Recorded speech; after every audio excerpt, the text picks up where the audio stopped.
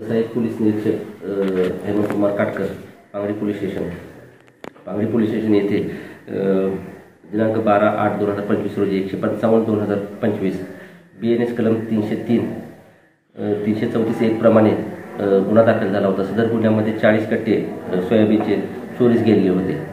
त्याबद्दल सदरचा गुन्हा दाखल झाल्यानंतर सदर गुन्ह्याचा गुन्हा उघडीस आणण्याच्या दृष्टिकोनातून माननीय पोलीस अधीक्षक सो अतुल कुलकर्णी सर, तसेच अपर पोलीस अधीक्षक श्री यावलकर साहेब आणि आपले जे SDPO बार्शी सर, ते सायकर साहेब यांनी आपल्याला मार्गदर्शन केलं होतं आणि गुन्हा उघडीस आणण्यात लवकर गुन्हा उघडीस आणावा असे आम्हाला आदेश दिले होते। त्याप्रमाणे गुन्ह्याचा तपास चालू केल्यानंतर आम्हाला मिळालेली गोपनीय माहिती तसेच गावामध्ये केलेली चौकशी यातून गुन्ह्यातील गेला माल हा सदर गुन्ह्यातील घटनाचा पंचनामा केलेले जे 1 नंबरचे आरोपी आहेत त्यांनीच केलेले आम्हाला खात्रीशीर बातमी मिळाल्यानंतर त्यांना आम्ही पोलीस स्टेशन लावून चौकशी केली असता तर त्यांनी गुन्ह्याची कबुली दिली।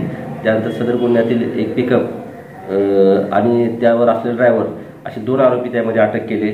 1 नंबरचा जो आरोपी होता त्याचं नाव आहे गणेश काळजाते म्हणून, तो राहणारा येळमचा आहे, आणि दुसरा आहे तो सिकंदर घाडगे, राहणार कोंढरा हॉस्पिटल जवळ बार्शी, असे 2 आरोपी त्यामध्ये अटक केलेले आहेत। सदरच्या ह्या गुन्ह्यामध्ये जर हे करायचं झाले तर गावातील मिळालेल्या गोपनीय माहितीनुसारच सदरचा गुन्हा उघडीस आलेला आहे आणि त्यानंतर सदरची कामगिरी ही माननीय पोलीस अधीक्षक सोलापूर ग्रामीण श्री अतुल कुलकर्णी साहेब, अपर पोलीस अधीक्षक सो यावलकर साहेब, उपविभागीय पोलीस अधीक्षक श्री सायकर साहेब यांच्या मार्गदर्शनाखाली police head constable Ghodke, police head constable Satpute, police head constable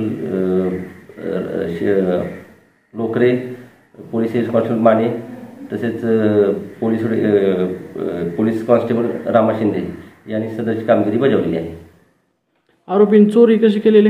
आरोपीत याला पैशाची आवश्यकता असल्याने त्याने गावामध्ये आपला सख्खा जो चुलत भाऊ आहे त्या शेतामध्ये सोयाबीन ठेवलेली त्याला माहिती होती।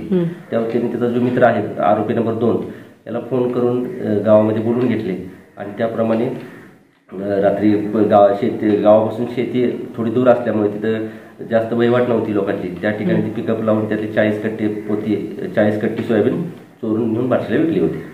आरोपीवर यापूर्वी काही गुन्हे दाखल आहेत का? आरोपीवर यापूर्वीचे काही गुन्हे दाखल नाहीत, त्याबद्दल आम्ही अधिक तपासणी करत आहोत काही आणि गुन्हे त्याकडून काही घडलेले आहेत यापूर्वीचे।